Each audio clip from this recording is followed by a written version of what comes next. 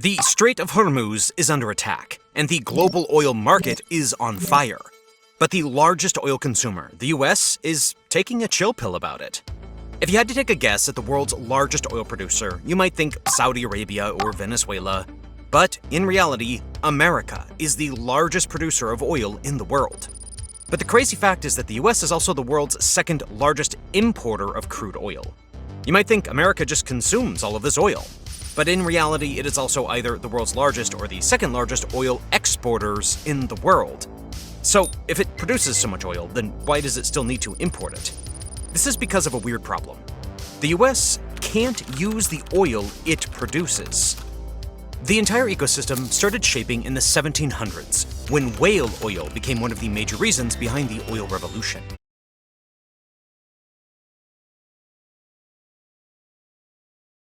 In the late 1700s, the world was running on coal. The Industrial Revolution was underway. Factories were booming, steam engines were everywhere, and coal powered all of it. At that point in time, almost nobody was thinking about oil. But then a problem shows up. It was whale oil. People started using it for lighting their lamps and to light their homes, so it started running out. Whales were being hunted faster than they could reproduce, and suddenly there was a lighting crisis. Then somebody figured it out. You could pull crude oil from the ground, refine it into kerosene, and use that to light your home instead.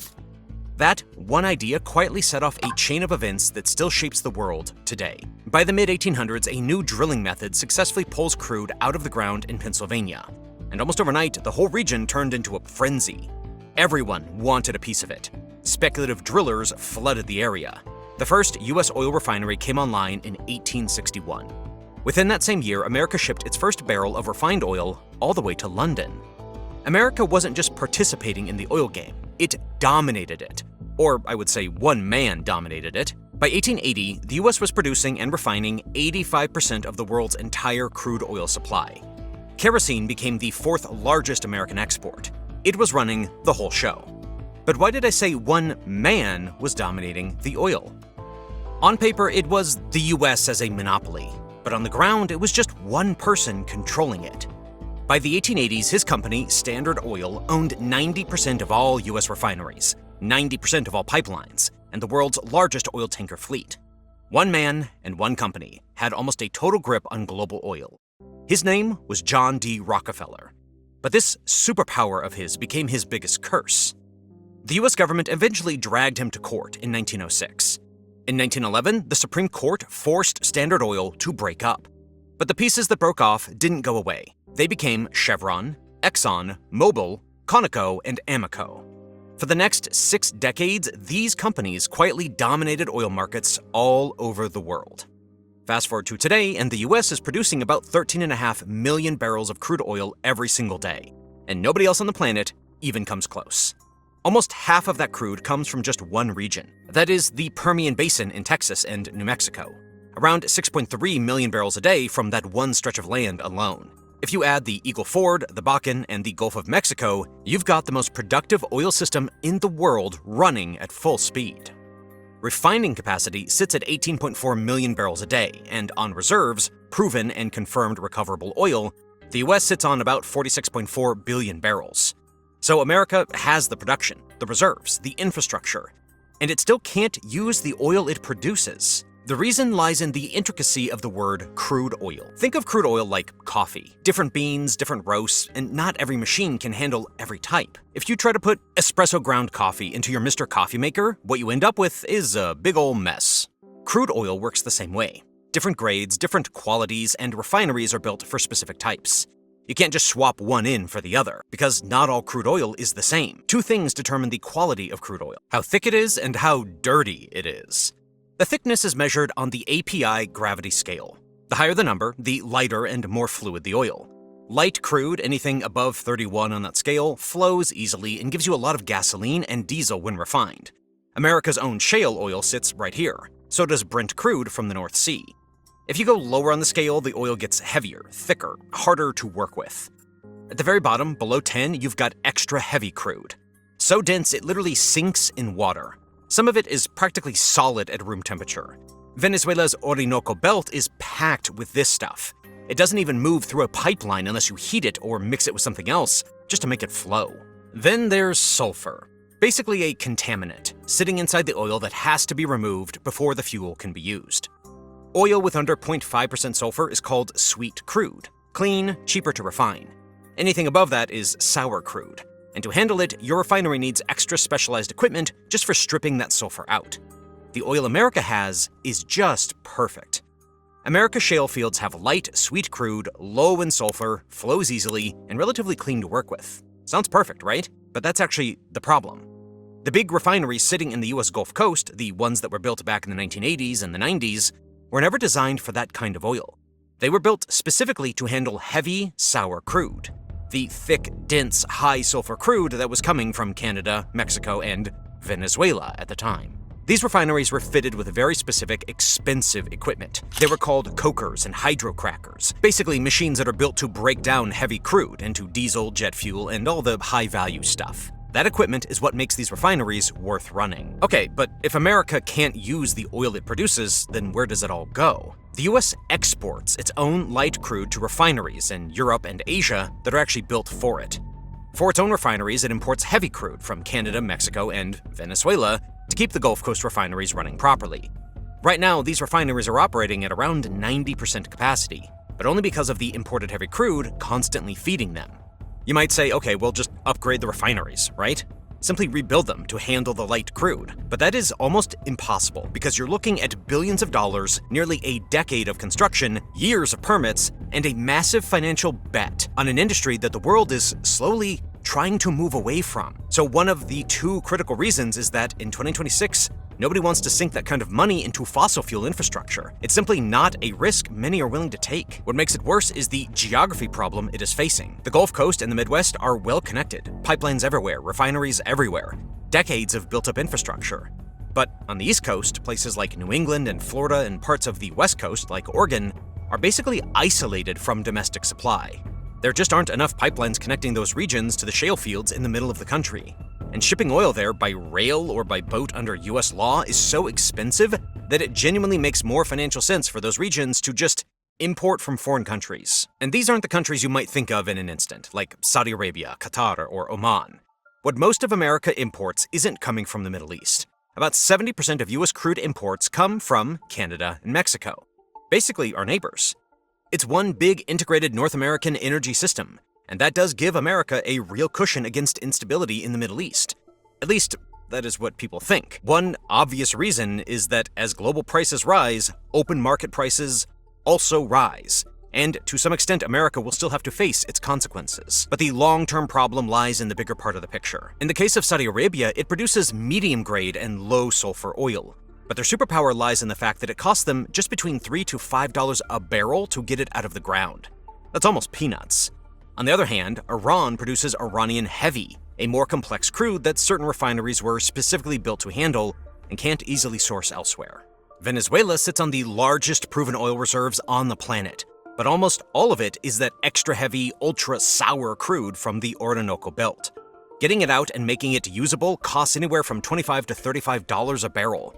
That is almost 8 to 10 times more costly than Saudi oil. But really, the biggest shock lies in the number of America's own shale oil.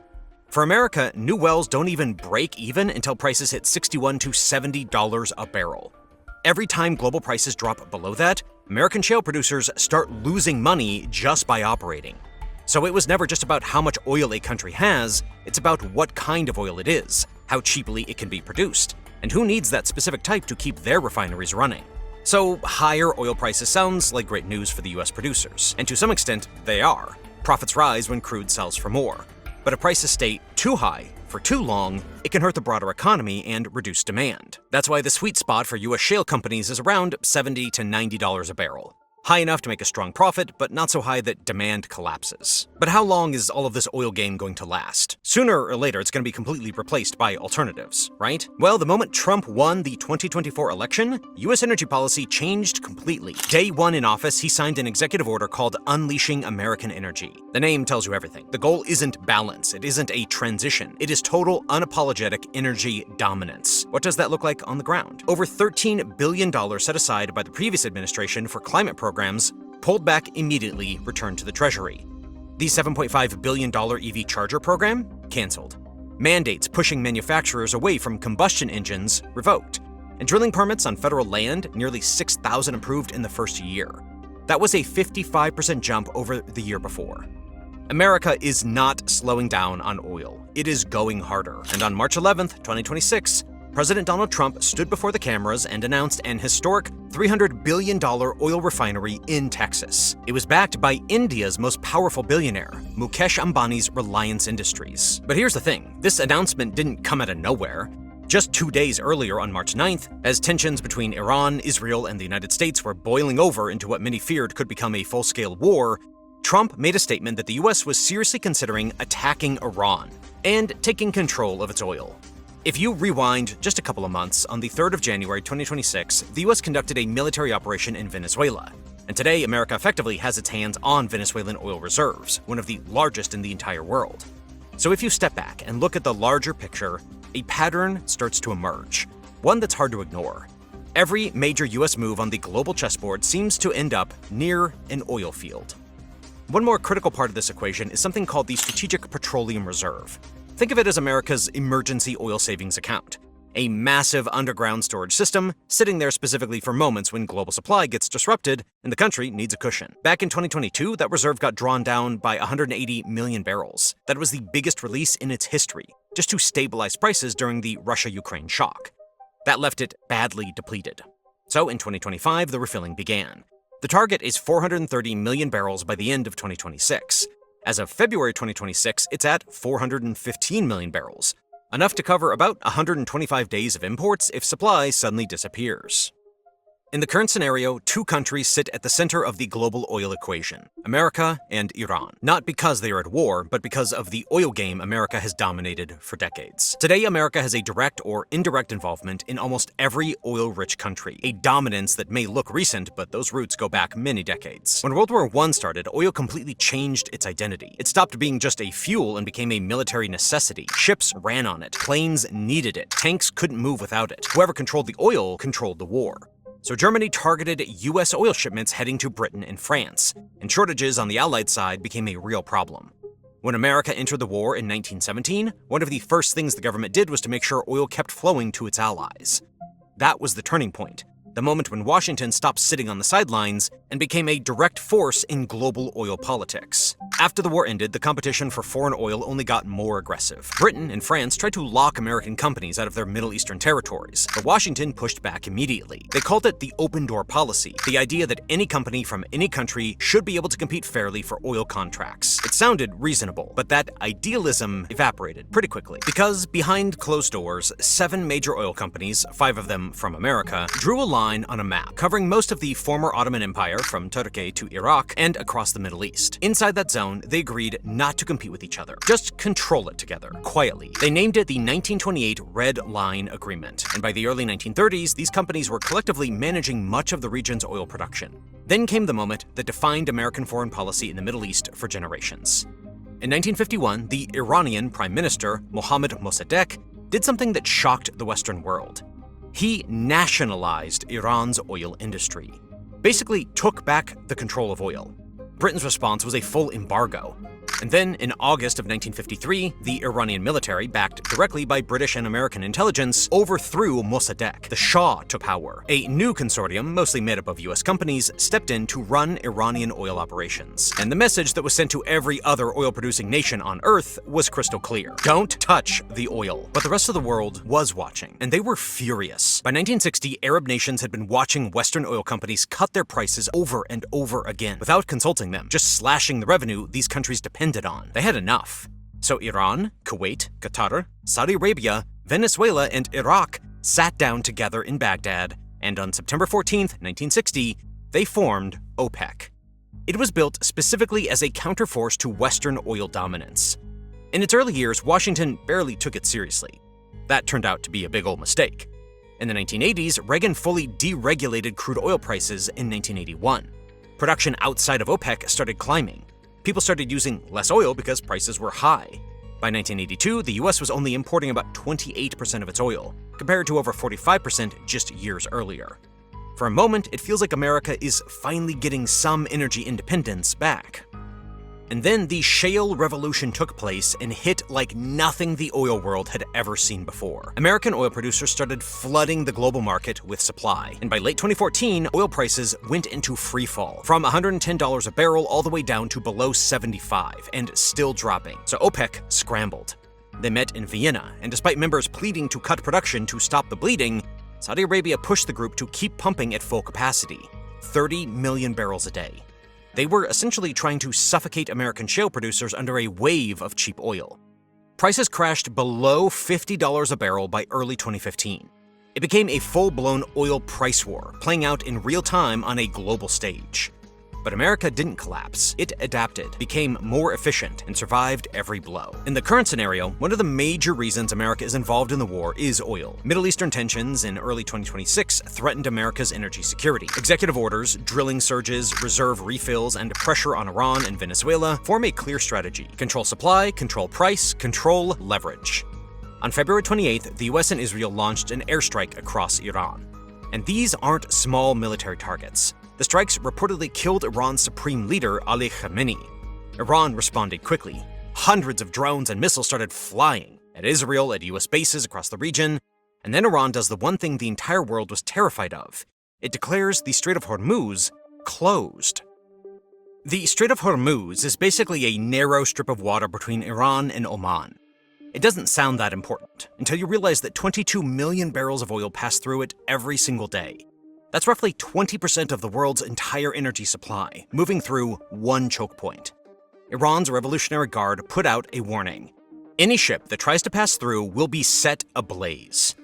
America's Navy says it's legally open, but there's a big difference between being legally open and actually being safe to sail through. Ship traffic collapsed by over 90%. The strait is, for all practical purposes, shut down. And then it kept getting worse. Iran's Karg Island, which handles 90% of Iran's own oil exports, gets hit by explosions. Iranian drones go after Saudi Arabia's Ras Tanura refinery on March 2nd. The Saudis shot most of the missiles down, but the shrapnel was severe enough that the entire facility, a 550,000 barrel per day operation, had to be shut down, effectively taking it offline. Qatar's LNG terminals went offline too. In less than a week, a jaw-dropping amount of the world's energy supply just disappeared. As we're seeing in 2026, when instability rises, even that energy cushion feels dangerously thin. The world's biggest oil producer relies on imported oil, not because it's running out or struggling, but because of decisions made decades ago. What refineries to build, where to locate them, and what type of oil to process. Those choices have locked America into a system it can't really escape. And when you're tapped into that kind of dependency, controlling how other countries manage their oil suddenly becomes critically important. Oil markets are in panic mode. Brent crude shoots up to $119.50 a barrel, the highest since Russia invaded Ukraine. And if this drags on, analysts are saying prices could hit $215 a barrel. Let me say that again, $215 a barrel. This isn't just about filling up your car. Oil affects the cost of almost everything. Food, flights, manufacturing, shipping. When oil spikes this hard, everything gets more expensive at the same time. Economists are now saying the word that nobody wants to hear, stagflation. Prices going up, jobs going down, and no easy way out. The last time the world felt like this was the 1970s. Asian countries like India and China are getting hit hard especially. Over half of India's crude oil comes through the Strait of Hormuz. Not a small exposure, a massive one. And across Asia and Africa, it's even rougher, because these countries' currencies are already weakening against the dollar, which means oil is getting even more expensive in local terms than the global prices even show. Even inside of America, the world's biggest oil producer, people are feeling it. Every $10 jump in crude prices adds about 25 cents to a gallon of gas. February of 2026 already saw 92,000 jobs lost as the weight of higher energy costs started showing up in the real economy. And here is the brutal reality. There is no backup plan big enough. There is no pipeline system anywhere on Earth that can replace 20 million barrels a day. Strategic reserves can buy time, but they can't fix this if it goes on for months. This is what energy dependence actually looks like when it breaks. Not a chart in an economic textbook, a real crisis, starting from one narrow strip of water that works its way into grocery prices, airline tickets, and people's jobs on the other side of the planet. America accounts for about 12% of total global greenhouse gas emissions, and in 2025, those emissions went up by nearly 2.4% in a single year. Oil and gas, up. Coal, up by 7.5%. This is happening at the exact same time the world is supposed to be moving in the other direction. It's not just the burning of fuel that causes damage. The production itself leaks methane, which is far more potent than CO2 in the short term. Because of those leaks, LNG exports are actually 33% more climate damaging than coal over a 20-year period. Back in 2022, the Biden administration passed the Inflation Reduction Act, mobilizing around $1 trillion towards clean energy and putting the US on track for a 33 to 40% reduction in emissions by 2030. The EPA introduced methane rules, targeting an 80% reduction from oil and gas. For a moment, it looked like a real shift. But then 2025 arrives. EPA staffing was cut by 20%. Clean energy funding froze. Methane fees repealed. Years of regulatory work dismantled in months. And the effects are already showing up at home. More drilling means more pollutants in the air, more wildfires, more floods, more heat waves. The short-term economic boost is real, but so are the long-term costs sitting underneath it. Then there's the global side. American oil and gas exports are projected to add around 710 million metric tons of extra greenhouse gases by 2050. Every country that locks into American fossil fuel imports is a country that delays its own shift to renewables. The window to stay within 1.5 degrees of warming is now expected to be closed by 2030 if current trends hold. The same production that gives America geopolitical leverage, the same exports that keep global markets dependent on US supply, the same strategy that makes the petrodollar powerful, all of it is accelerating a crisis that no amount of military strength or financial leverage can actually fix. In the current scenario, how and when these tensions might cool down, and what the exact US strategies will be, is something the world is looking towards. Early negotiations took place between Washington and Tehran, with talks in places like Geneva and Muscat aimed at limiting nuclear activities and easing hostilities. However, deep mistrust on both sides, competing regional agendas, and ongoing military engagements make any definitive outcome uncertain. The first ice core survey took place in Vostok in the Antarctic. What it found, as Al Gore correctly points out, was a clear correlation between carbon dioxide and temperature. We're going back in time now, 650,000 years. Here's what the temperature has been on our Earth. Now, one thing that kind of jumps out at you is, did they ever fit together? Most ridiculous thing I've ever heard. The relationship is actually very complicated, but there is one relationship that is far more powerful than all the others, and it is this. When there is more carbon dioxide, the temperature gets warmer. Al Gore says the relationship between temperature and CO2 is complicated, but he doesn't say what those complications are. In fact, there was something very important in the ice core data that he failed to mention. Professor Ian Clark is a leading Arctic paleoclimatologist who looks back into the Earth's temperature record tens of millions of years. When we look at climate on long scales, we're looking for geological material that actually records climate. If we're to take an ice sample, for example, we use isotopes to reconstruct temperature, but the atmosphere that's imprisoned in that ice we liberate, and then we look at the CO2 content. Professor Clark and others have indeed discovered, as Al Gore says, a link between carbon dioxide and temperature. But what Al Gore doesn't say is that the link is the wrong way round.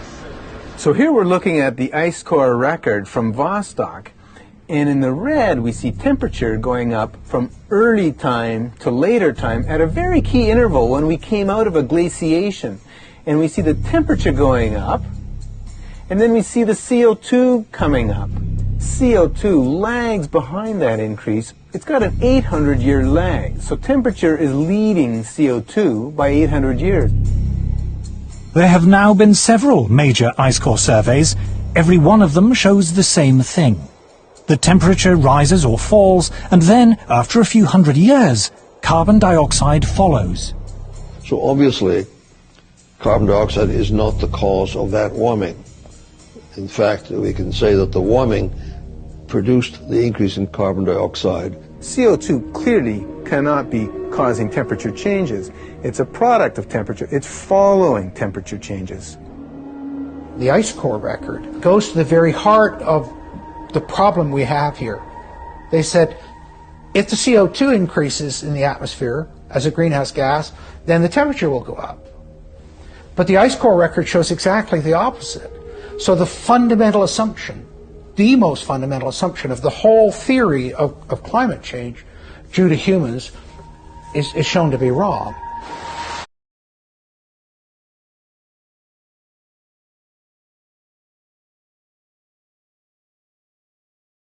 This Bible from 1813 has something very interesting. It is a facts page that contains a list of people and events in chronological order. It says, whereupon we reckon that from Adam unto Christ are 3,947 years, 6 months and 10 days. And from the birth of Christ to this present year is 1814 years. Then the whole sum and number of years, from the beginning of the world unto this present year is 5,788, 6 months, and the said odd 10 days. In the year 1814 the world really was 5,788 years old. This year, 2022, the Earth would be approximately 5,998 years old. You mentioned in one of your last talks that petroleum wasn't what we thought it was, that it wasn't a fossil fuel, that it didn't come from fossil animals. Yeah. Is it just a mineral? Is it a mineral like any other mineral? Is that how it, what would you say? How did it, what's the origin of You see, petroleum? when they first found petroleum, because they were beginning to make motors and needed on axles or wheels on railroad trains and all that sort of thing, and remember, trains started in the beginning of the 19th century. Then oil went from just a lubricant to a fuel, and it made it valuable. And Rockefeller happened to be the smartest man in the business at the time, but he made most of his money, or much of it, off the transport of the petroleum as well as selling it. But one thing they realized was, because oil is putting a price on oil is like putting a price on a pail of water. You know, no initial cost. It's in the ground, and in those days they were, some of it almost what you'd call surface mining the oil. They didn't go down deep. So in order to get the price up, they hit on the idea that they would have to make it appear to be scarce. That boy, after we take the next few barrels out, we're probably going to have to close as well. You know, that kind of thing. Well, a very fortuitous event. In 1892, there was a convention in Geneva of scientists to determine what organic substances are. Well, the definition of organic is a substance with hydrogen, oxygen, and carbon. And so it's usually a living substance, a tree. You analyze a dead tree, hydrogen, carbon, and oxygen, and grass, and so on, living things. Animals, we are hydrogen, oxygen, and carbon. So at this Geneva Convention, Rockefeller took advantage of sending some scientists over who said, oil, petroleum, is hydrogen, oxygen, and carbon. Therefore, it must be derived from the spoiling, the rotting of formerly living matter. And playing the game properly, when this scientific convention was over, they defined oil as the residue from formerly living matter. Well, that makes it a fossil fuel. I don't know why they decided to use the word fossil, but it says formerly living matter, it's fossil. Well, of course, today, and another thing we should know is that there has never been a fossil, a real fossil, found below 16,000 feet. And you can't argue at 16,000 as a level line, because someplace the ground sinks and so on. But 16 is what the scientists say, 16,000. We mine oil, or we drill for oil, at 30,000, 33,000, 28,000 every day of the week. So right there we rule it out that it isn't fossil fuel. It's called fossil fuel for the minds of the public to feel that it is an asset that is running out, being depleted. We talk about depletion allowance, which is a lot of, you know. And actually, if you know the world's oil supply, you know that it is not going to run out for an awfully long time. It is the second most prevalent liquid on Earth. And we haven't begun to dig. Well, with all that background, you see, the people in charge of the petroleum business, for perfectly reasonable business things, like any other man in the business, wants to keep his price as high as he can get away with. And the way to do is just say, well, there's no more. The last barrel is going to cost $1,000, and then it's all done. And they preach that stuff. What bothers me is that in geology books, it's in there. The geologists say it's a fossil fuel. Somehow they've been bought. I mean, I went to a 4-year federal staff energy seminar run by the government of the United States during the so-called energy crisis. I was the participant that represented the railroad industry. The airline industry was there. Every AA, administrative assistant of senators and congressmen, was there. The CIA was there. The Defense Department was there. The State Department was there. Sometimes sitting right in front of me in the row would be Henry Kissinger with his friend, the head of Department of Defense. That's too bad. I can't put the names with them. But anyway, people like that, top men in the government, sitting there listening to the Federal Staff Energy Seminar. Well, what this was doing is for 4 years, they were teaching a propaganda line to the leading people in this country, and therefore to the leading people in the world, when you include the Kissinger and Schlesinger, among others. And the object of it was, as Kissinger used in his own terms when it was time for him to speak, to create a world price for oil. In other words, not 30 cents a gallon here and 90 cents a gallon there, but let's get a world price. That's their goal, and they're trying to do that for wheat and everything else. We don't realize what the controls are, whether it's oil or some of these other things. Almost everything today is being categorized at the highest price they can possibly make it go. And so calling petroleum a fossil fuel is the basis for this system with respect to petroleum. And I don't know if the name Arthur Kantrowitz rings any bell. Arthur Kantrowitz is the head of the Kantrowitz Labs set up by the Avco company near Boston, scientific laboratories. And a great man in the scientific world. And Kantrowitz and I were sitting at a table at this seminar once, and the table happened to be all young college grad, PhD geologists. And so just to get a conversation started, I turned to Kantrowitz and I said, Arthur, what do you think about this foolishness of these speakers talking about fossil fuel? And it was kind of put up. He started laughing. He said, you know, that gets me. He says, I don't have a geology degree, but he had 1,000 other degrees. And he said, I don't understand. He said, you'd think that these heads, these other fellows at the table, we did it on purpose, start listening, you know. And he asked, he said, are you gentlemen? He says, you're here at the meeting. Are you gentlemen by any chance geologists? And one fellow, yes, I am. And the other, yeah. He said, well, why don't you tell me? He said, why is oil? You know, and he went on like that. We brought the house down because nobody could argue with Kantrowitz. He like Einstein. People aren't going to. And he told him right there. He said, just drop it. But it's in all the books, in all the papers. But it started from that strange meeting in 1892, a scientific convention. I have a big, thick scientific encyclopedia put out by the Divan Ostrin Company that's about 15 years old now, but it has the whole story of the conference. It doesn't have the Rockefeller part, but it has the whole story of how they straightened out organic chemicals and how it was all figured, and they've got petroleum right in there. Amazing. Amazing. So these aren't accidental things, you see. There's a dollar sign behind almost everything.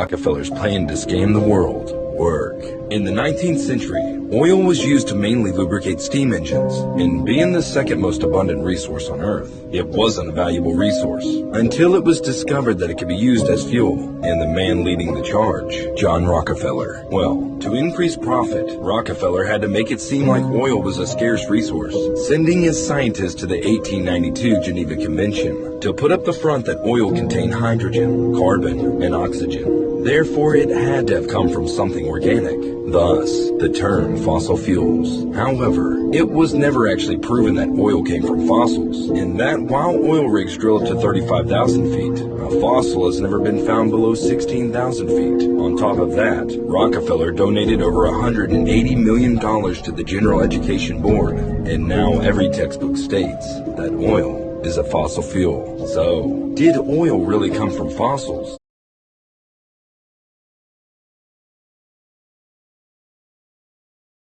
G'day everyone, and welcome to Lubrication Explained. Today we're going to be talking about mineral base oils and how they're manufactured. So the first question to ask is, where do mineral oils come from? And the thing that distinguishes a mineral oil from any other kind of base oil, whether that be silicon-based, synthetic, is effectively that they all begin their lives as crude oil. So crude oil is generally found by oil and gas companies all over the world who prospect across land and increasingly in the deep waters of the ocean. So if we were to look beneath the surface of the water and eventually below the earth, what we'll come up against is an oil and gas reservoir. This might look a little bit different to how you imagine it or how you've seen it in the movies. There is no lake of oil down there. It's actually within the rock. So if you picked up a piece of sandstone, that piece of sandstone has two properties which are important. One is porosity, the other one is permeability. So porosity is a measure of kind of the quantity of the void spaces within the rock. So it looks solid, but there are plenty of microscopic holes in it. And permeability is a measure of the connectedness of those pore spaces. So porosity gives you the total amount of oil or gas you could fit in the rock, and permeability kind of gives its capacity for flow.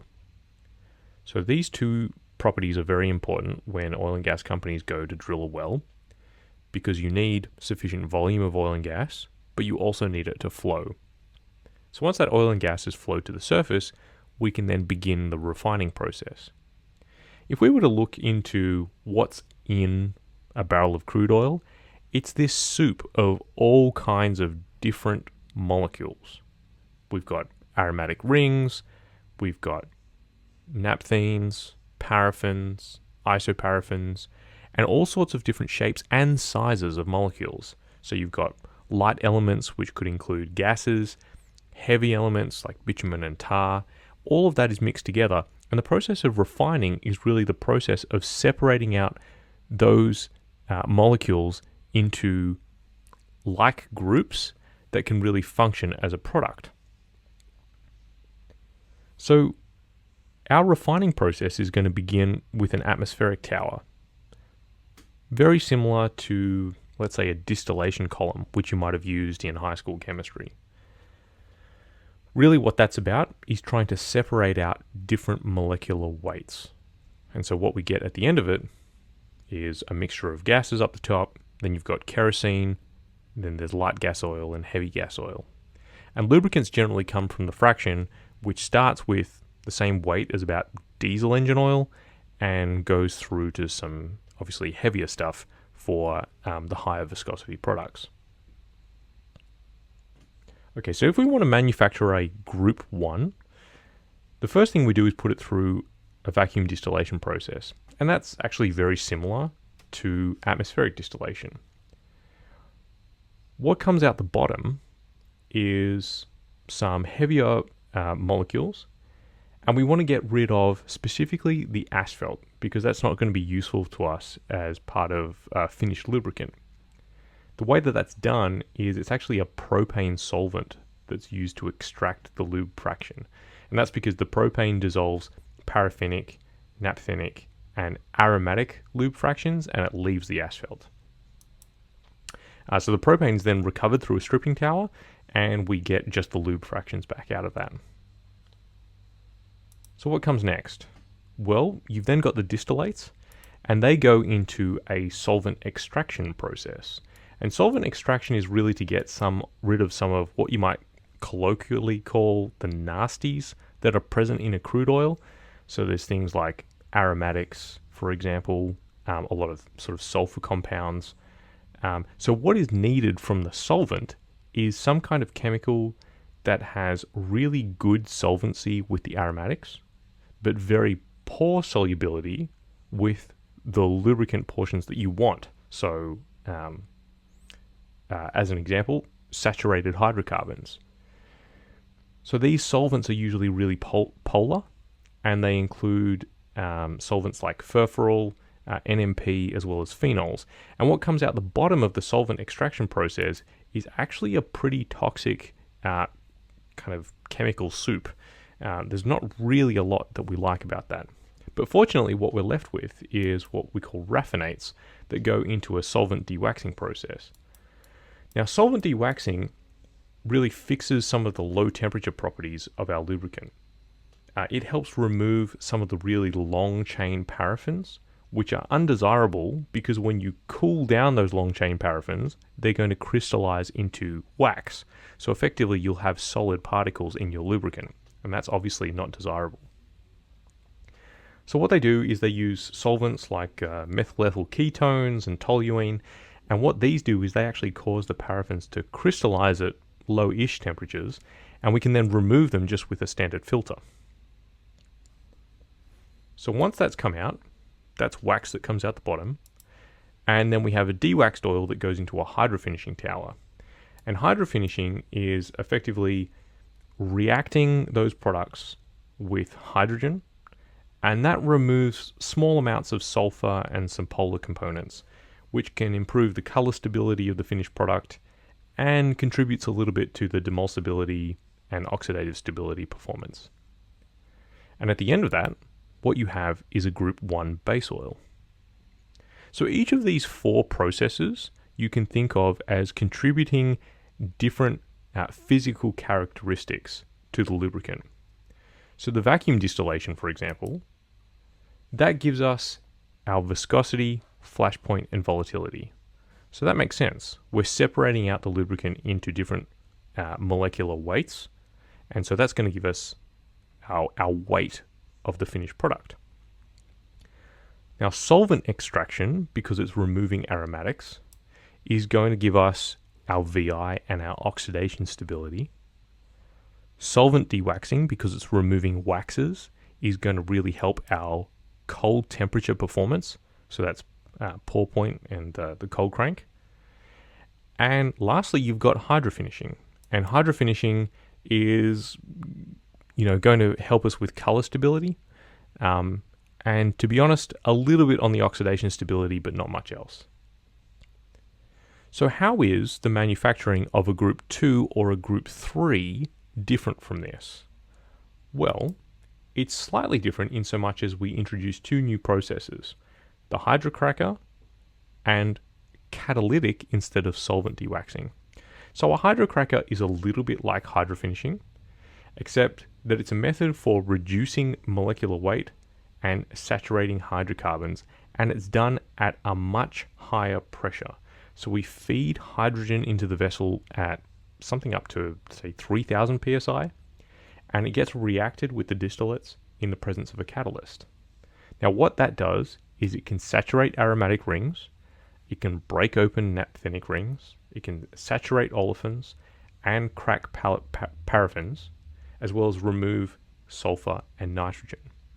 And by dialing up the pressure and the amount of hydrogen and the type of catalyst is what helps us move from a Group 2 to a Group 3. So the hydrocracker fundamentally actually changes molecules rather than just separating out into different kinds of molecules. Catalytic dewaxing is also very different to standard solvent dewaxing because the raffinates still contain some waxy molecules.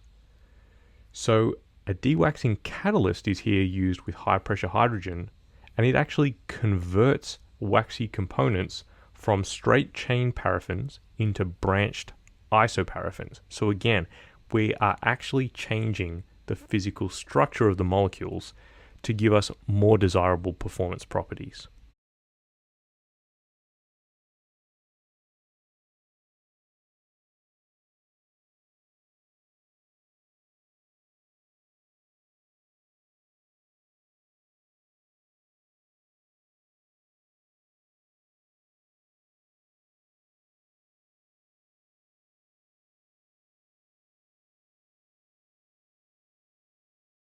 Are nuclear bombs truly weapons of mass destruction, or are they really just weapons of mass deception? Footage of alleged nuclear explosions, when analyzed with a critical eye, reveal undeniable evidence of photo trickery. In much of the early black and white test footage, filmed in the 50s and 60s, and shown on newsreels and fear-mongering films, it is clear we are looking at fake model sets complete with miniature houses, vehicles, and trees. Notice the unrealistic and unnatural perfect rows of disproportionately thin trees. After the flimsy model trees are blown to one side, the film quickly cuts to clips of actual trees in some other location. Similar to how a stunt double changes with the main actor during the crucial action scene, these clips intersperse or sometimes superimpose footage of models with reality.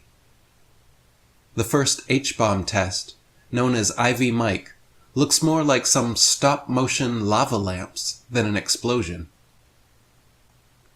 Many other supposed nuclear tests appear to mix sped-up footage of sunrises with real explosions to give the effect of a much bigger blast.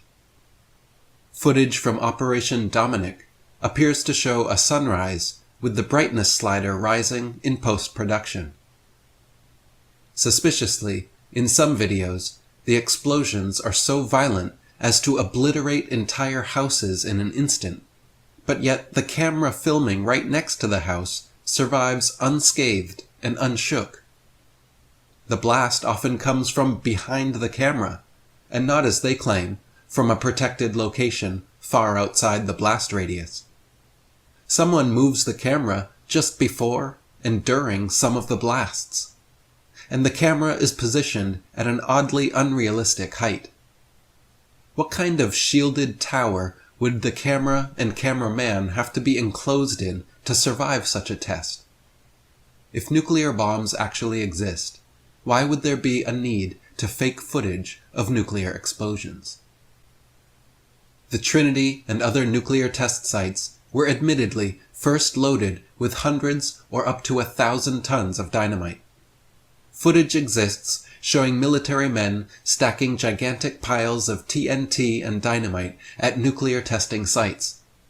The official reason for this was claimed as, quote, comparative purposes, where the blast from hundreds of tons of stacked TNT would be compared to the nuclear bomb. With each team sent to separate islands, each stacking piles of explosives, but both told that the other island would have the actual bomb, it would be simple to deceive the very men creating the deception. Mushroom clouds are not unique to so-called nuclear weapons, and can be formed with enough TNT, dynamite, regular bombs, and other explosive materials.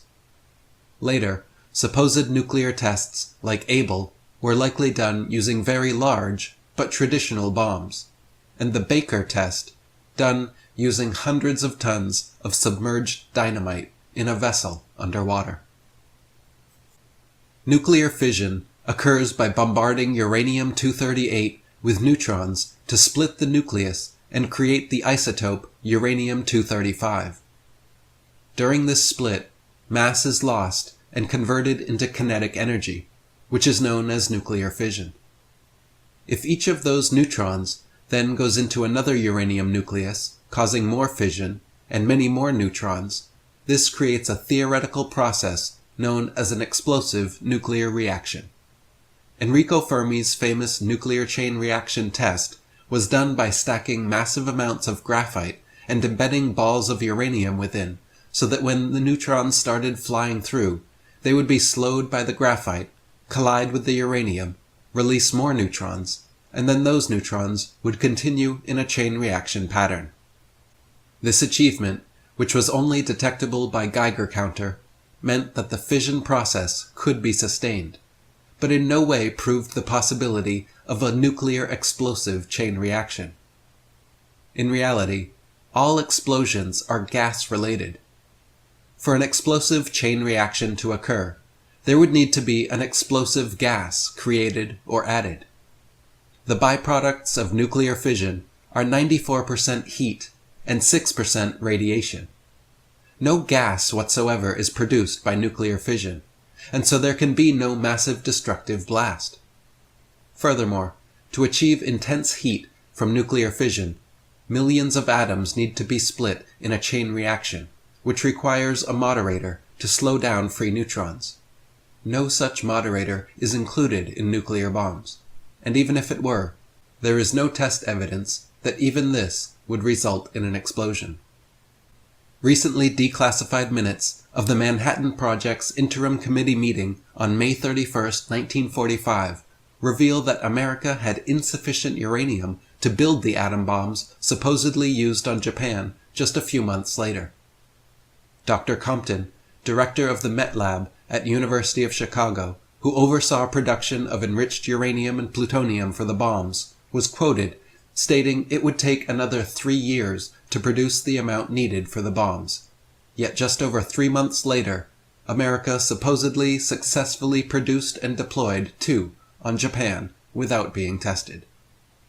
Enrico Fermi stated they would need 1/2 to 1 ton of enriched material to create a nuclear bomb. Natural uranium metal contains concentrations of 99% U-238, 0.7% U-235, and 0.3% U-234. Therefore, to obtain 1 metric ton of U-235, you need 142.8 metric tons of natural uranium. And for each metric ton of natural uranium, you need approximately 1,000 tons of uranium ore. Supplies of such uranium ore are certainly not unlimited, and especially in the 1940s were in short supply. The Manhattan Project Interim Committee minutes specifically mentioned that even reactor-grade uranium was in short supply and wouldn't suffice. Yet just 3 months later, the bombs were somehow ready and dropped. The footage we were shown of the supposed nuclear blasts at Hiroshima and Nagasaki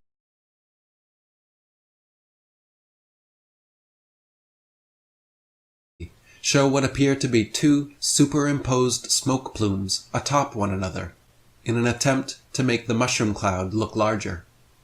Rather than making the blast look bigger, however, it looks more like some secondary blast began mid-air. The footage of the Hiroshima and Nagasaki explosions look very different from the many other test examples shown previously, each of which also looked very different from one another. In reality, Hiroshima and Nagasaki were firebombed, just like Tokyo and many other Japanese cities. When footage of the aftermath is analyzed, it is clear that the destruction is consistent with traditional carpet bombing and not from a single nuclear explosion. If the damage shown in footage from the aftermath of Hiroshima and Nagasaki was actually from these nuclear bombs, there would be a single central circular blast radius showing the most destruction at the center point, with gradually less expanding outwards. The debris and direction of destruction should all face outwards from this central location, and there should be an obvious blast crater at the site of impact. In World War II propaganda films, you can see footage of scientists pointing to the exact spot where the nuclear bomb supposedly landed on Hiroshima. Yet the area looks no different than any other, and has no discernible blast crater. The damage immediately around the point of impact is no worse or more pronounced than anywhere else. The destruction found throughout the 2 cities is in fact consistent with traditional firebombing, with all smaller wooden buildings decimated and only a few larger stone and reinforced concrete structures still standing. The propaganda films claim to show buildings with windows blown in one side and out the other, or Hiroshima Bridge having the paint burnt off only one side. But these examples are clearly cherry-picked to give the illusion of a single blast, when the overall destruction is similar to every other firebombed Japanese city. There is also no evidence of long-term radiation damage anywhere in Hiroshima or Nagasaki. According to the experts, there was to be radiation and nuclear fallout for thousands of years, affecting people, plants, animals, and every living thing in the vicinity, causing generational deformities and a veritable death zone.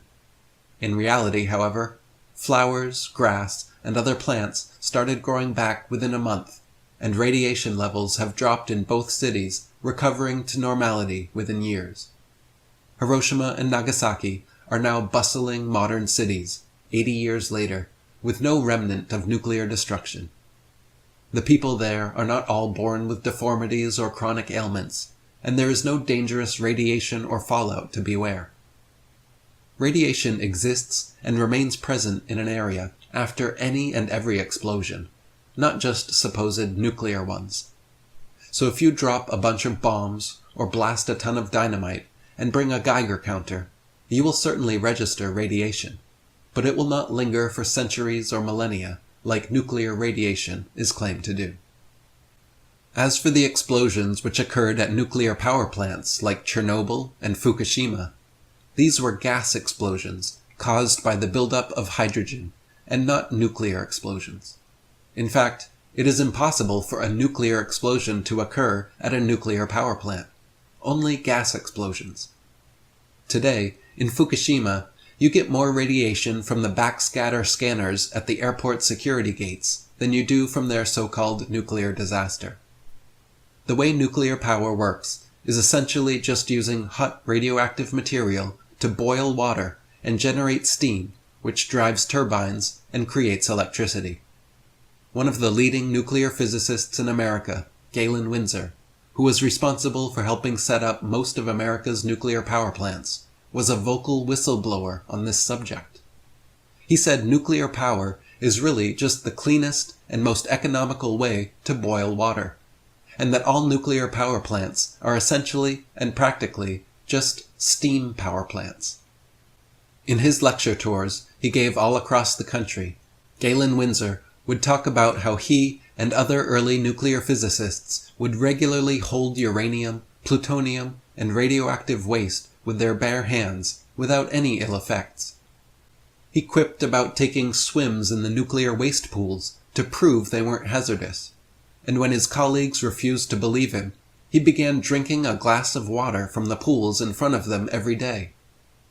In footage from his lectures, you can watch Galen open a tiny canister of radioactive material, supposedly dangerous enough to cause an EPA disaster area 1 mile in radius, contaminating everyone in the building.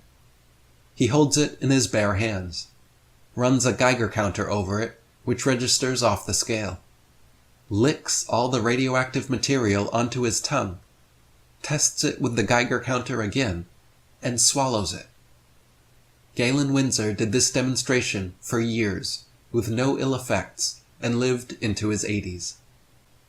After trying to blow the whistle with his lecture tours, the government confiscated his nuclear material, sent the SWAT team to his house, and began harassing him legally.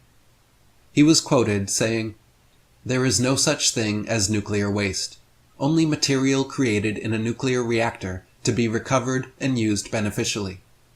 High-level waste is radioactive and self-heating, and so reusable uranium fuel fits that definition.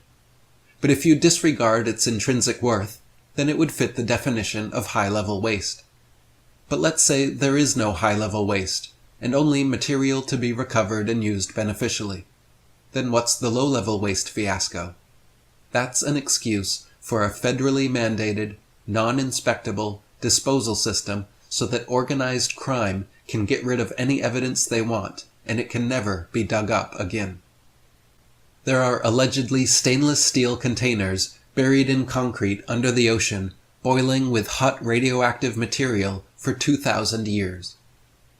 The production, storage, transportation, and disposal of nuclear materials is incredibly expensive and secretive.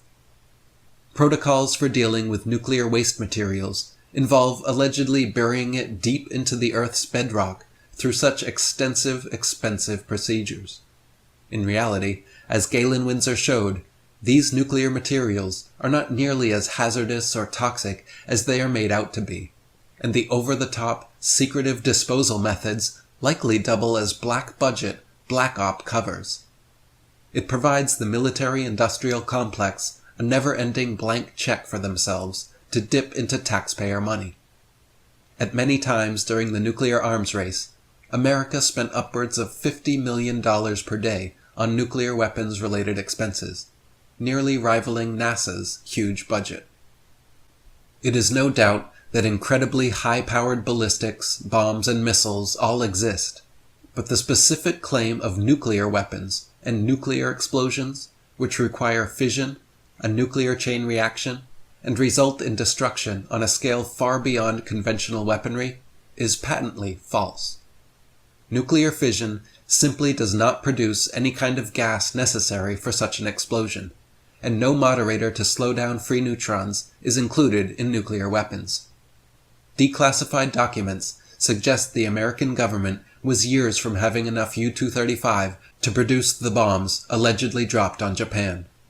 Film analysis of Hiroshima, Nagasaki, and nuclear test footage show countless anomalies pointing towards photo trickery and deceptive wartime propaganda. Radiation levels quickly dropped, and the destruction attributed to 2 nuclear explosions looked no different from the neighboring towns and cities destroyed by aerial firebombing runs. The stories of the little boy and fat man bombs were just the myths necessary to create the scaremongering Cold War arms race that would soon begin. The threat of any nation being able to push a button and destroy entire cities or countries is a perfect, terrifying excuse for America to enter and make war with anyone that supposedly harbors or develops nuclear weapons. Since the early tests, alleged nuclear explosions have continued to get larger and larger, while the payload continues getting smaller and smaller, to the point we are now supposed to believe that they can be carried in a suitcase. Teaching generations of children to duck and cover, hiding under their desks, has now instilled fear of a boogeyman just as bogus as the one under their beds. Galen has been in 77 different cities in the last 2 years lecturing on the subject of nuclear energy. The majority of his life, the last 35 years, he spent processing plutonium from nuclear reactor sites. He has worked in the Manhattan Project facilities in Hanford, Washington, Oak Ridge National Laboratories and Nuclear Plant in Oak Ridge, Tennessee, General Electric's Midwest Fuel Recovery Plant in Morris, Illinois, General Electric's Fuel Fabrication Facility in San Jose, California, and Wilmington, North Carolina. And he's worked in every major reactor decommissioning project around this nation up to this present time. He's without question one of the world's foremost authorities in nuclear radiation measurement. And he's recognized by members of the Atomic Energy Commissions of all the major nations of the free world. Mr. Galen Windsor. And this one is uranium oxide, U-308. You can't buy it for love nor money. The state of Washington sent 2 of their Gestapo agents over to my home to confiscate my uranium samples on the 17th of December last year.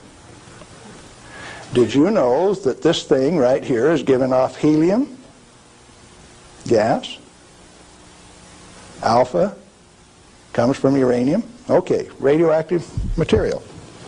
You pour it out in the hand, and that's radioactive contamination. Is it radioactive? Yeah, it is. Very radioactive. Now, decontamination is nothing but scooping it back up and putting it into the bottle. I just now decontaminated my hand. No, I didn't do such a good job. Not good at all. Is it still radioactive? Yeah, that's called residual radioactivity.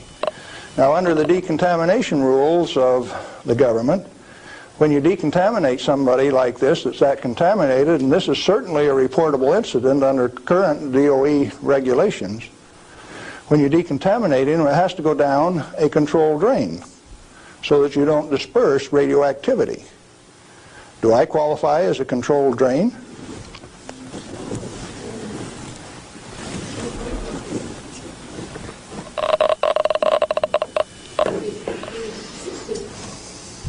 That material that I just ate is not soluble in body fluids. Like it's been this. It was fired originally at 940 degrees C, where it becomes U3O8. Known in the industry as HCl insoluble. In other words, it will not dissolve in concentrated hydrochloric acid, hot.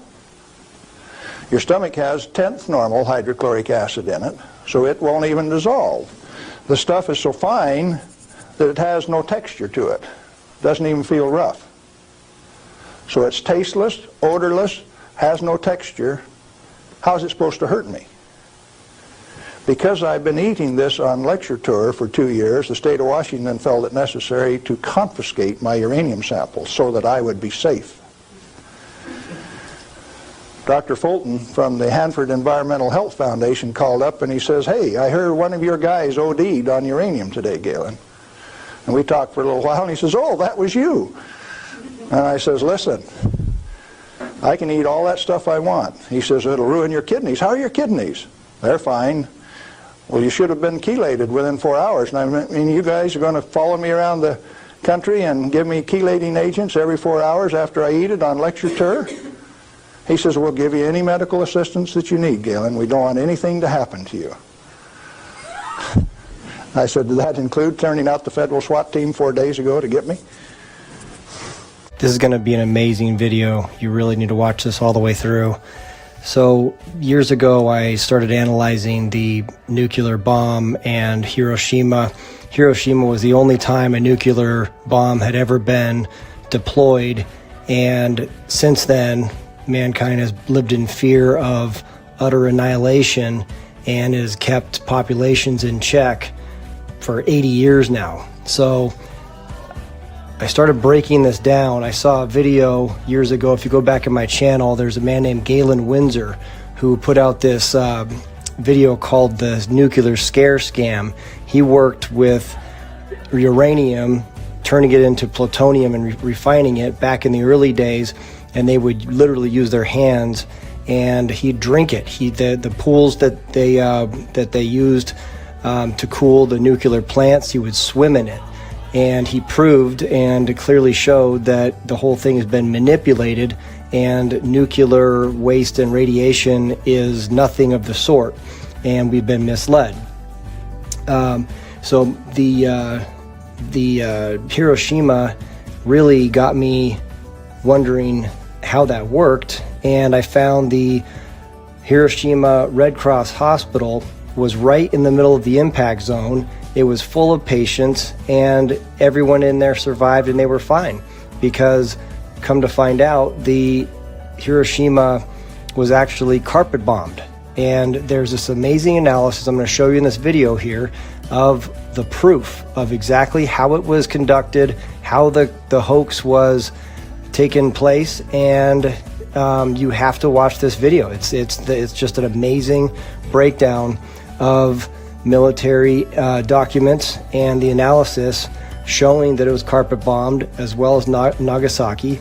And enjoy. It's going to be about half an hour long, but I highly recommend watching it. It is full of amazing information, something you've probably never seen, and it's a whole new take on the nuclear missile and Hiroshima. And it's going to put your mind at ease, because if you've ever been worried about the atom bomb and utter annihilation,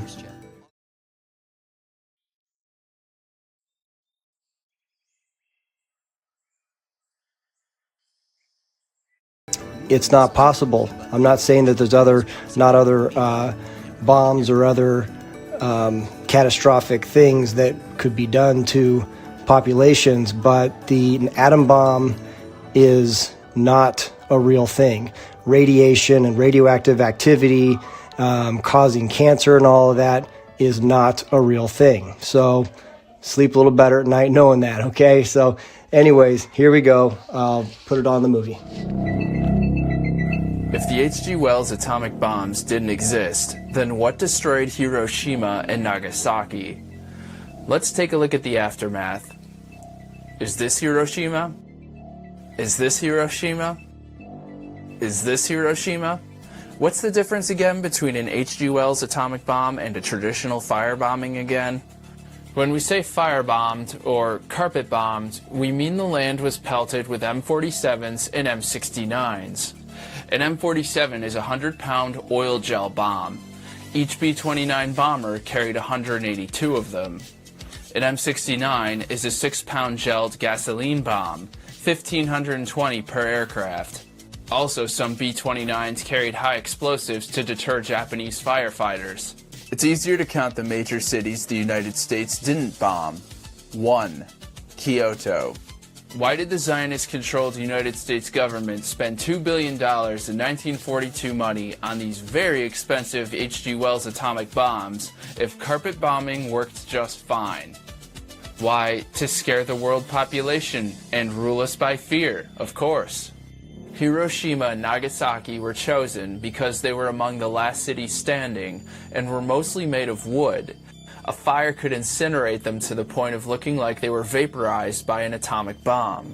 But maybe our eyes deceive us. Maybe we need testimony from an eyewitness. With his background as a combat pilot, aeronautical designer, engineer, manufacturer, and military strategist, Major Seversky's advanced viewpoint and opinions are of vital importance to every citizen. After visiting the major areas of the Pacific, I arrived in Japan. I began the study to which I had been assigned by making an aerial tour of the islands of Honshu and Kyushu, which encompass the main portion of industrial Japan. I flew over Tokyo, Yokohama, Yokosuka, Nagoya, Osaka, Kobe, Akashi, and dozens of other towns and cities which had been subject to intensive air attack.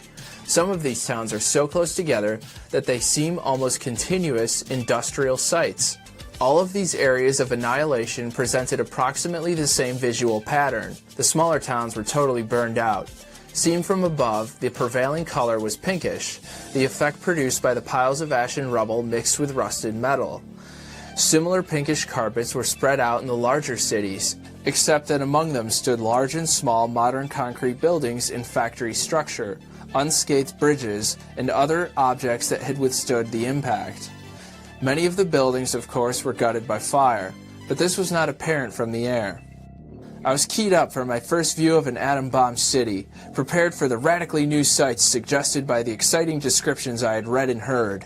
But to my utter astonishment, Hiroshima from the air looked exactly like all the other burned-out cities I had observed. There was a familiar pink blot, about 2 miles in diameter. It was dotted with charred trees and telephone poles. Only one of the city's 20 bridges was down. Hiroshima's cluster of modern buildings in the downtown section stood upright. It was obvious that the blast could not have been so powerful as we had been led to believe. It was an extensive blast rather than intensive. I had heard of buildings instantly consumed by unprecedented heat. Yet here I saw the buildings structurally intact, and what is more, topped by undamaged flagpoles, lightning rods, painted railings, air raid precaution signs, and other comparatively fragile objects. At the T-bridge, the aiming point for the atomic bomb, I looked for the bald spot where everything presumably had been vaporized in the twinkling of an eye. It wasn't there, or anywhere else. I could find no traces of unusual phenomena. What I did see was in substance a replica of Yokohama, or Osaka, or the Tokyo suburbs, the familiar residue of an area of wood and brick houses raised by uncontrollable fire. Everywhere, I saw the trunks of charred and leafless trees, burned and unburned chunks of wood. The fire had been intense enough to bend and twist steel girders, and to melt glass until it ran like lava, just as in other Japanese cities. The concrete buildings nearest to the center of explosion, some only a few blocks from the heart of the atom blast, showed no structural damage. Even cornices, canopies, and delicate exterior decorations were intact. Window glass was shattered, of course, but single-panel frames held firm. Only window frames of 2 or more panels were bent and buckled. The blast impact, therefore, could not have been unusual. If D. Seversky's observations hold merit, that would make 69 Japanese cities carpet-bombed. Or, you could believe the official narrative, that the B-29 Enola Gay flew 31,000 feet in the air and dropped a uranium bomb named Little Boy that detonated 1,900 feet over Hiroshima at 8:16 a.m. on the morning of August 6th and killed 80,000 people instantaneously. Also, you'd believe that the B-29 boxcar flew at an elevation of 30,000 feet with the plutonium bomb Fat Man, which detonated 1,650 feet over Nagasaki at 11:02 a.m. on the morning of August 9th between the Mitsubishi Steel and Arms Works in the south and the Mitsubishi Urakami Ordnance Works in the north, and supposedly killed 40,000 people. General Crawford Sams believed the hype, but not entirely. Sams was a medical doctor, one of 6 men who ran Japan under Douglas MacArthur from 1945 to 1952. He believed the atomic bomb existed, but indicated it was not very effective. He revealed in a 1979 interview that he was ordered to exaggerate its power. You see, it wasn't being like something in the publicity where a bomb went off and the city disappeared. No such thing happened. That was the propaganda for deterrence. There was a letter brought over by this first group that came up to Japan from the Philippines with me, from the Manhattan Project, in which the president was looking for a new deterrent against a future war, because air power had failed to prevent World War II. You know, if you have another war, air power will destroy civilization, and it failed because it hadn't even brought Germany to its knees. A strategic bomb survey over there showed that military production had increased actually during our bombings. So the object of this instruction, called Letter of Instruction, was, you will play up the devastating effect of the atomic bomb. Alright, so I was the one who set the deadline this time. Anybody who had been in Hiroshima and died within 6 months, whether they got ran over by a bicycle or whatnot, would be credited to the atomic bomb. Attributing a cause of death to a major event for propaganda. Where have we heard that before? Sams goes on to add that one of us, Norman Trenton somebody, got a priest there to say he guessed 100,000 people died when the bomb went off. Well, you see, it didn't. There never was 100,000 people who died. Okay, so who was this Jesuit priest? Why, he's the Harley guy for the nuclear bomb hoax. I was in my room, which faces the valley, and suddenly I saw a light, like magnesium light, flashlight, which filled the whole valley, and looking out of my window to find out the reason for this peculiar phenomena, I saw nothing besides this light, and turning from the window to the door of my room, I heard a crash. It may have been 10 seconds after seeing the light, the flashlight,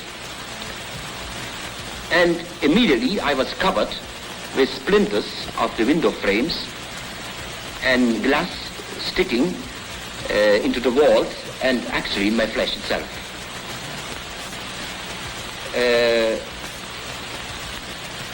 After a while, we saw a procession of people coming from the outskirts of the city up the valley.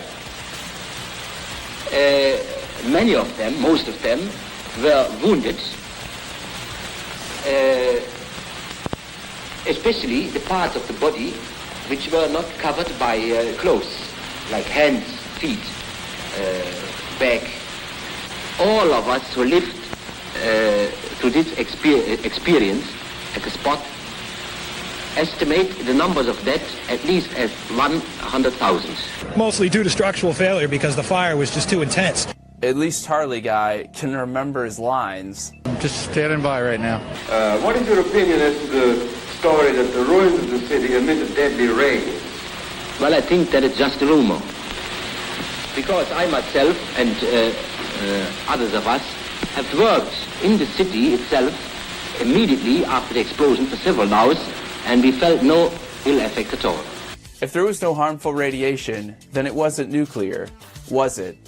So if Hiroshima and Nagasaki were firebombed, when were they firebombed? For Hiroshima, the short answer is the night before. For info, we turn to the 7-volume series titled The Army Air Forces in World War II.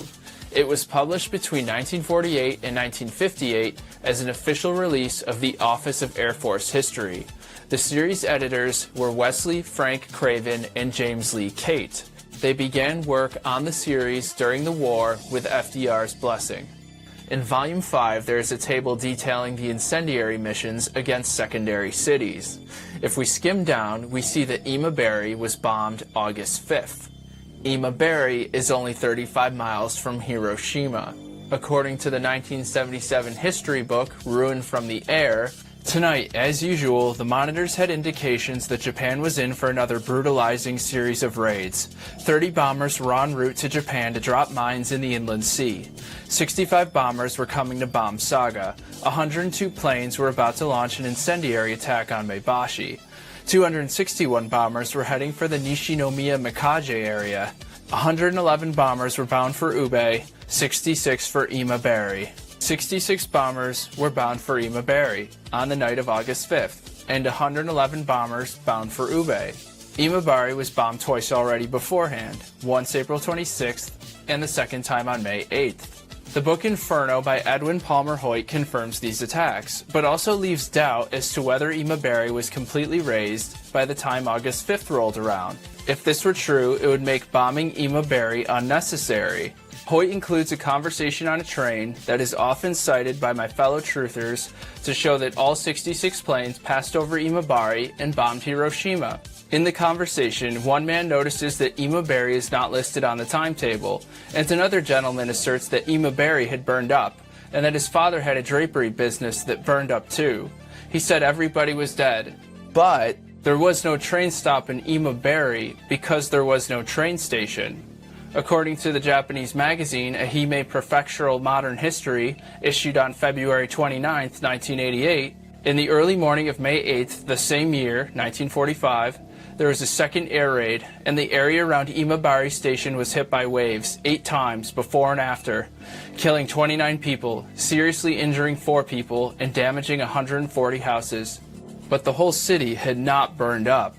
And according to Imabari City War Disaster Reconstruction magazine of 1971, the city was indeed bombed on August 5th.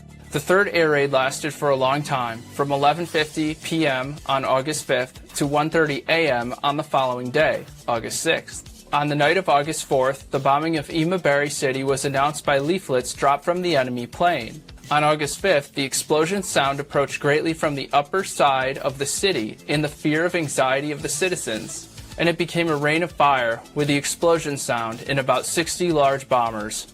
It was attacked by incendiary bombs and small bombs about 10 times for about an hour and a half. Planned bombings were carried out one after another with explosive sounds and flashes, and in about 10 minutes the entire city became a sea of fire.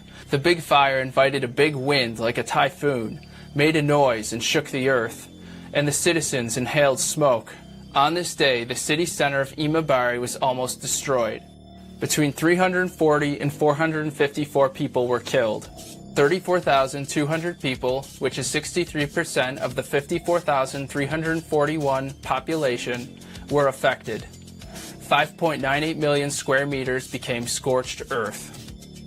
The problem here is, in spite of Imabari being bombed on August 5-6, it wouldn't take 66 bombers to cause this type of damage to this smallest city, and only kill 454 people.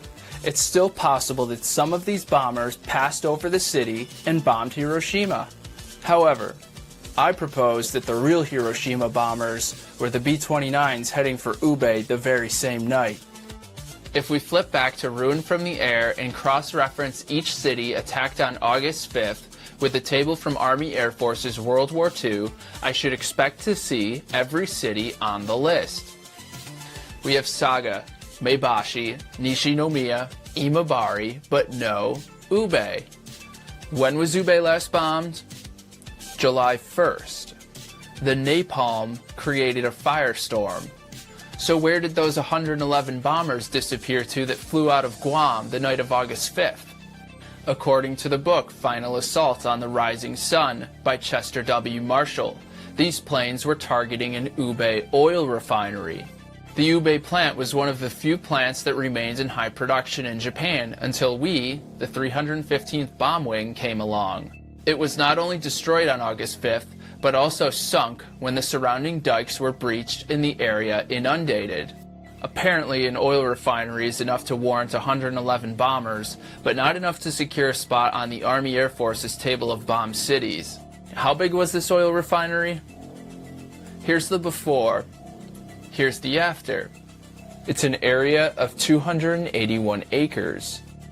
111 bombers for 281 acres of land, and combustible land at that? I don't think so. Where is Ube on the map? 75 miles from Hiroshima. Recap.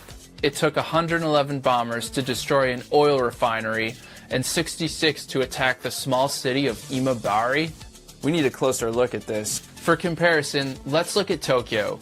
On March 10th, it took 279 B-29s to set fire to 10,112 acres in Tokyo and kill 100,000 people. That's 279 planes set fire to 10,000 acres to kill 100,000 people. Imabari was 66 planes for 1,477 acres, which killed 454 people. Proportionally, with the number of planes and acreage burned, the damage to Imabari would have required 40 B-29s. 66 minus 40 leaves 26 left over. Let's set that number aside for now. Hiroshima had a 5 square mile area of fire damage. That's 3,200 acres. If we plug in Tokyo's numbers, each B-29 should be able to damage 36 acres. If we take Hiroshima's 3,200 acres and divide it by 36 acres that a B-29 is capable of burning, we get 89. It would take 89 B-29s to make Hiroshima look like Tokyo. 26 from Imabari's mission, 63 from Ube's. Or, for sake of secrecy, take all 89 from Ube's. 111 minus 89 would leave 22, and 22 B-29s would be ample to blow up the refinery. The United States had air superiority. There was little to no resistance from Japan at this time. Now, in regard to secrecy, each B-29 had an 11-man crew. Only the pilot would need to know where he's going. And not even all the pilots. Many would follow the squad leader. Because they're flying at night and the majority of the crew are young men of frat boy age, they wouldn't necessarily notice where they were going.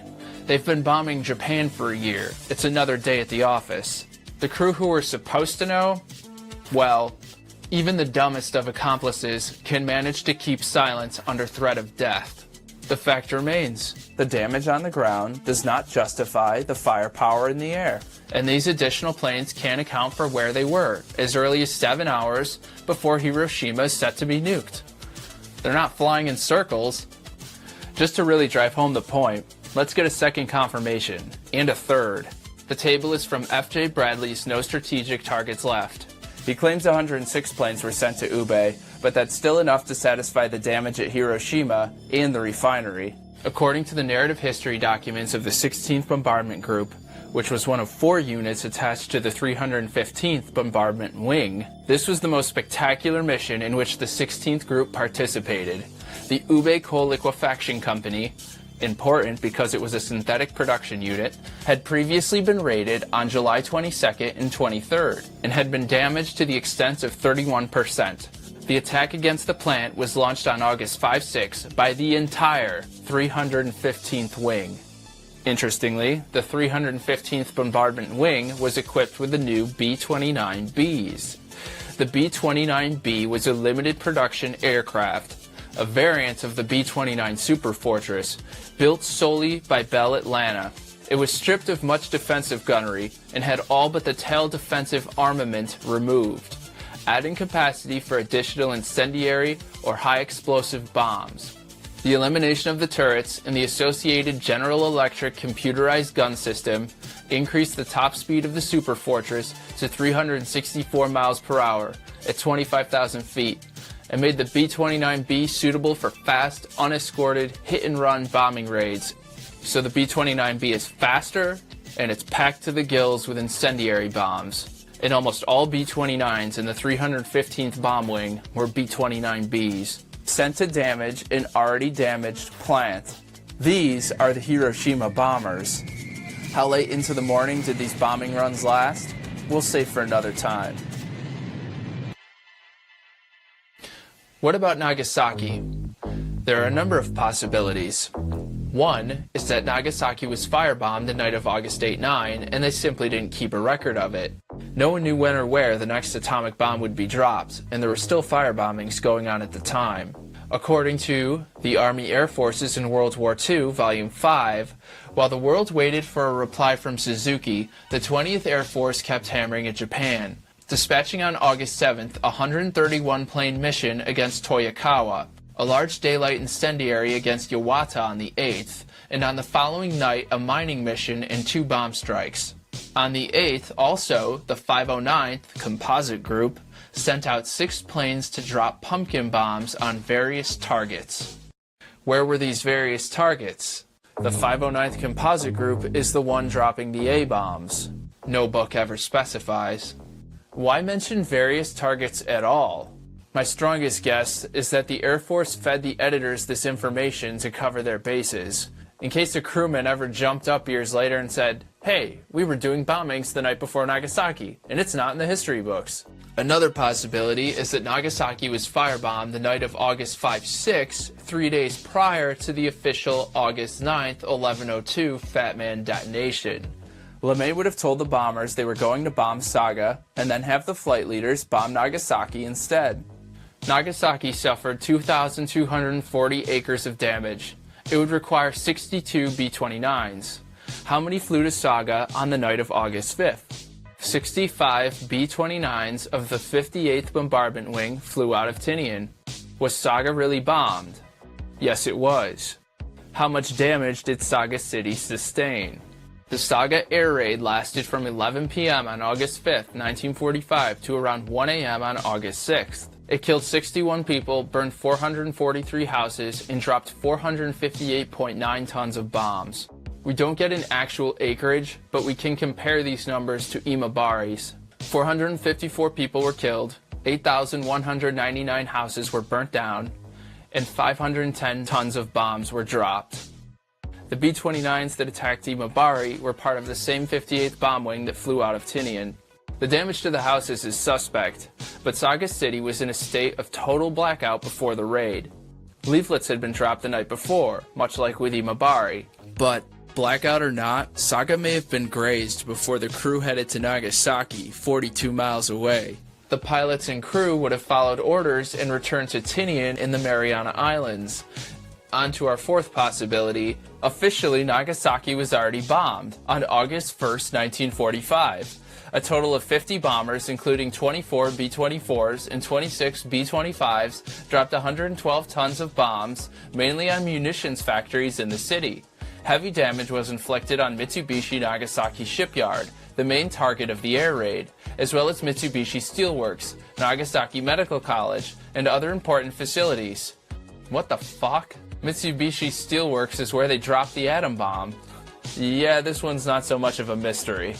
According to the Army Air Forces in World War II, Nagasaki had actually been hit on 5 occasions between August 10, 1944 and August 1, 1945, twice by B-29s, including a phenomenally effective chance strike by a single plane, and 3 times by 7th Air Force bombers from Okinawa. However, we're expected to believe the ridiculous story that Captain Frederick Bach, instead of flying his own B-29 on one of the most important days in aviation history, switched planes with Major Charles Sweeney. So, Sweeney piloted Bach's car with a Fat Man bomb on board, and Captain Bach piloted Sweeney's plane, the Great Artiste. According to the Air Force-approved textbook series, through a curious error caused perhaps by the removal of the names from the strike planes, the official communique stated that the Great Artiste carried the bomb on August 9th, and that mistake has been perpetuated in most published accounts, even those written by eyewitnesses. In 1946, discussion of a plan to retire the Great Artiste as a museum piece disclosed the error. The evidence of the serial numbers in the mission report is irrefutable, and has been confirmed to the author by Captain Bach, after contacting his handler, who explained that he had exchanged B-29s with Sweeney for that mission. Apparently the change was to avoid the necessity of transferring the scientific instruments. I'm calling bullshit right there. The scientific instruments were already on board the Great Artiste when they bombed Hiroshima. They didn't need transferring. The pilot doesn't even know what plane he was on 5 days after it happened.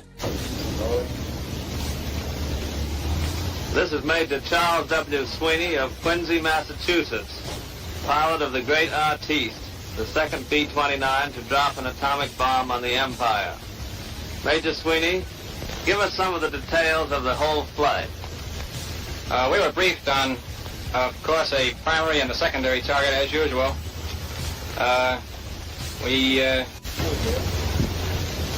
This is Captain Kermit K. Behan of Houston, Texas, bombardier of the Great Artiste. Captain Behan, what was your most outstanding experience on this historic flight? I suppose it was when the clouds opened up over the target at Nagasaki. Now, the nose art wasn't painted on the plane until after the bombing, but the pilots should still know what fucking aircraft they're in. And why the fuck is there a press conference for a top-secret mission before Enola Gay is set to take off? After a photographing session that made us feel like a Hollywood premiere, we got off at about 3 o'clock in the morning.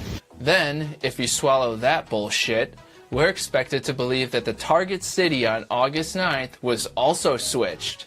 Kokura was the primary target on the 9th, but was cloud-covered, and the drop at Nagasaki was possible only because of a last-minute break in the clouds just before the B-29 was prepared to turn back with the bomb.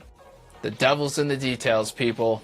The more details they have, the more they can obfuscate the truth. Nagasaki was damaged on the 1st, damaged on the 5th, and finished off August 8-9. The plan was Nagasaki all along. Here's another conspiracy theory. You've seen all the grainy footage of nuclear test blasts. There's always been a conspiracy theory that those were all basically fabricated at this facility, that those bombs were never detonated. How did they fake it? Okay, so here's the question. So what happened to the camera? You son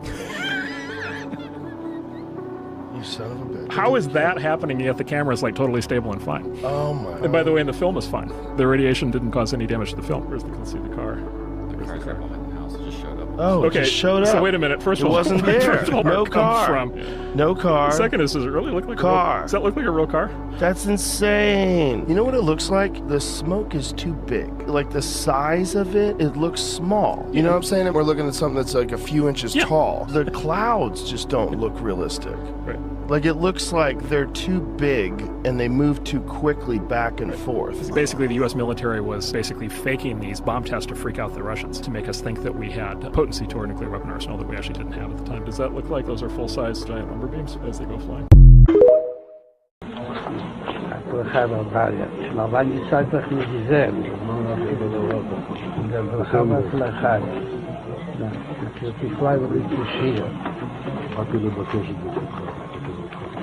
בכל העניינים. בזמן שישראל לאחרונה נתפסו כמה עניינים. מה שרואה עוד, וגם משהו שעדיין משאיר ליבו. אז הייתה משהו עם מה ידיעתו. הכנראה שהיא מספיק, כאילו שהיום כבר כמה שעות בדיוק עדיין ליבו. אבל יש עוד כמה שעות, אבל יש להשתדל גם היום, בבשורות טובות. זה שמחה וטוב לבוא. כדי שחסידים מקפידים שכל מנוי זה שמחה. בשורות טובות, הצלחה רבה.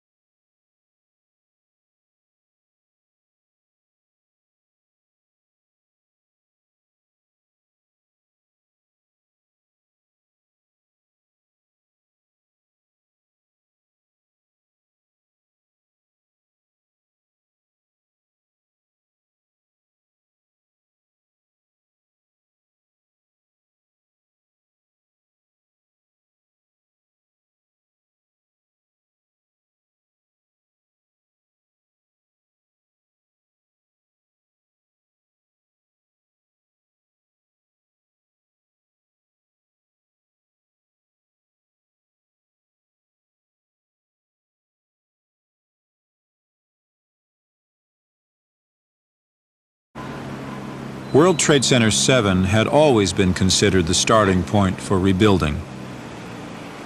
Located north of the slurry wall, 7 had been cleared faster than the rest of the site, and there had been no bodies to recover. Pelted by debris when the North Tower collapsed, 7 burned until late afternoon, allowing occupants to evacuate to safety. Where were you on September 11th? I was home. And the only reason I wasn't where I was every morning, subsequent to the 26th day of July, my mornings were spent usually at a breakfast meeting at Windows, an 8 o'clock breakfast meeting, Windows, the top of it, right? And then going down to visit with my tenants, my new tenants, at the Trade Center, getting to know them, understanding their problems and so forth, ascertaining how we could service their needs better, which is one of the first things you do when you acquire a property. You begin to meet your tenants and start talking with them. And so my mornings were spent at the Trade Center, and then by noon I was back uptown,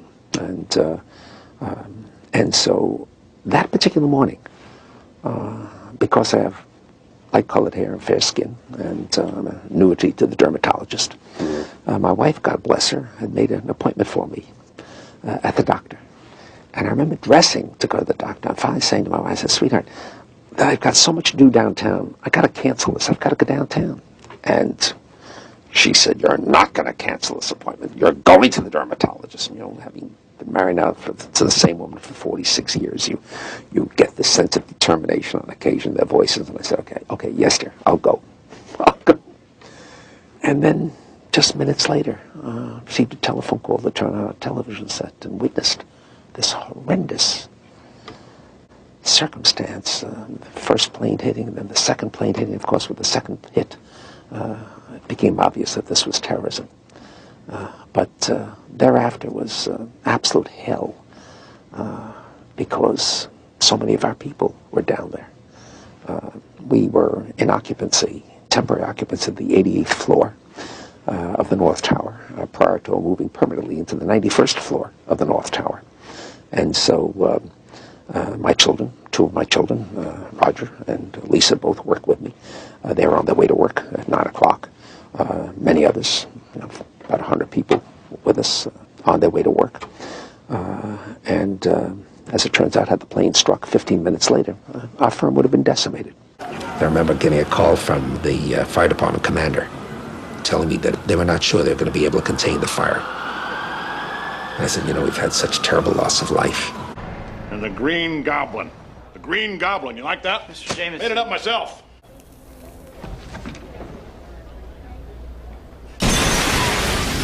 They were on their way to work at 9 o'clock. Who's the photographer who takes the pictures of Spider-Man? You're not going to cancel this appointment. You're going to the dermatologist. Maybe the smartest thing to do is pull it.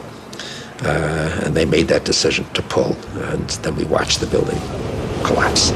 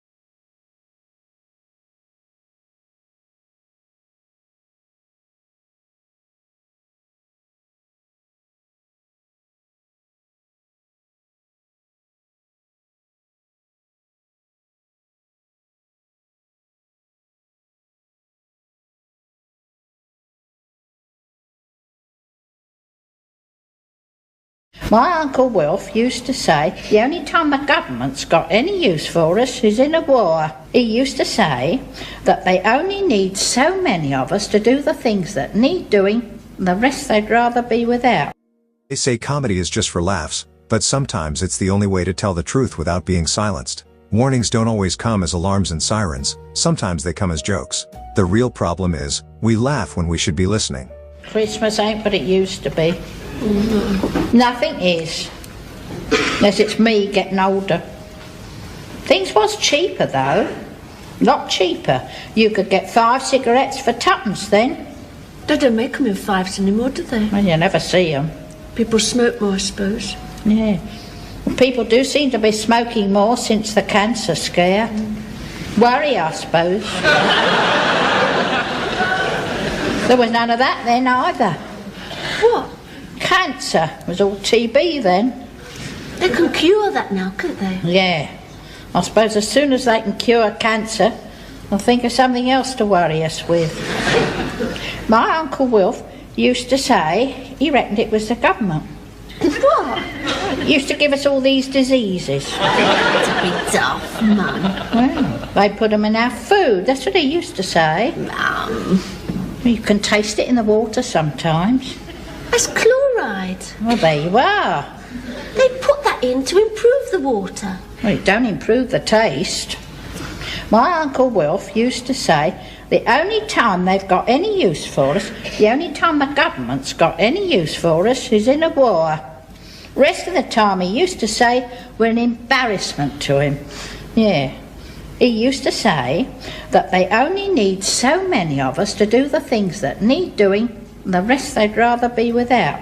So they spray our food, put things in the water to keep us down. Well, they do it to rabbits. He used to grow all his own food. Everything? Well, all he could. He only had a window box. There was a time when things felt real. Food had flavor, water had purpose, and life had a rhythm that made sense. Now everything feels manufactured and not discovered. The change didn't happen overnight. It was slow, subtle. Little by little the things we once knew started to fade. What was natural became artificial, and somehow people accepted it as progress. But was it really progress or just another way to control the outcome? Look around. Nothing just happens. Everything is planned.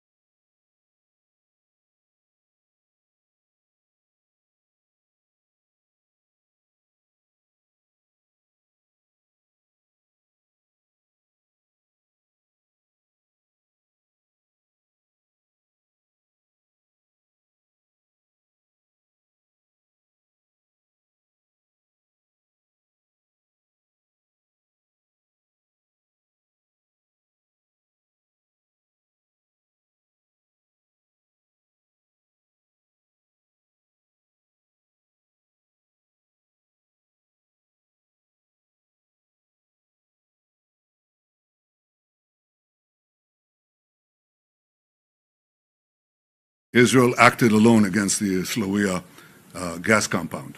Fact number 2, President Trump asked us to hold off on future attacks, and we're holding out. As far as oil prices rising, spikes, you know what a spike is? You know what a spike is? It goes up and goes down. The Americans are... Trump asked us to hold off on future attacks, and we're holding out. As far as oil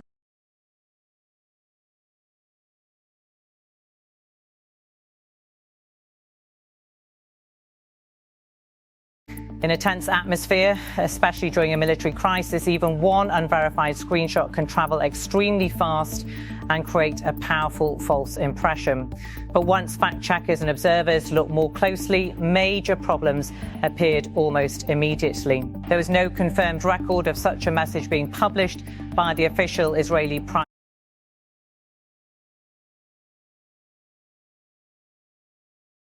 Video I made yesterday that's already over 5 million views. A lot of you had the question, how do I know that he was put in a medically induced coma before flying to Germany? Well, Let me tell you. What you're watching behind me are the flight details of the Wing of Zion, the aircraft for Bibi Netanyahu. But watch this. So the aircraft takes off from Tel Aviv. There we go. Takes off. And then does this for about 4 hours. Why would the Wing of Zion be circling the coast for about 4 hours? Well, the only thing that comes to mind for me is they are here putting him in the medically induced coma and trying to stabilize him along with probably some other victims. So I went to ChatGPT and asked ChatGPT, hey, give me some more information about this plane. So I asked, what's the registration flight number of this plane? And ChatGPT went, 4X ISR, Wing of Zion. As you just saw in the video, same code. Alright, let's keep going.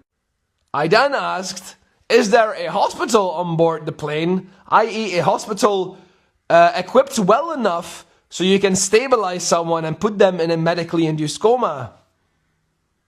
Yep. Let's continue. Alright, let's have one more look. Right there, 4X ISR confirmed the Wing of Zion. But let's look at the flight path, because he circles the coast of Gaza for about 4 hours-ish and then proceeds to go to Europe. So let's wait for him to fly to Europe. So after being stabilized inside the plane, he is then moved to Europe. Cyprus rejects him. They were like, you are not welcome here. He then flies to Greece, and Greece is like, no, Malacca, try Italy. We don't want you here, Malacca. Keep going. So they come to Italy. Italia! And Italia was like, no, ma che cazzo, e affanculo, keep flying. Maybe France. No, France also, nope. Germany? Of course Germany will accept the Zionist Nazi leader. Yeah.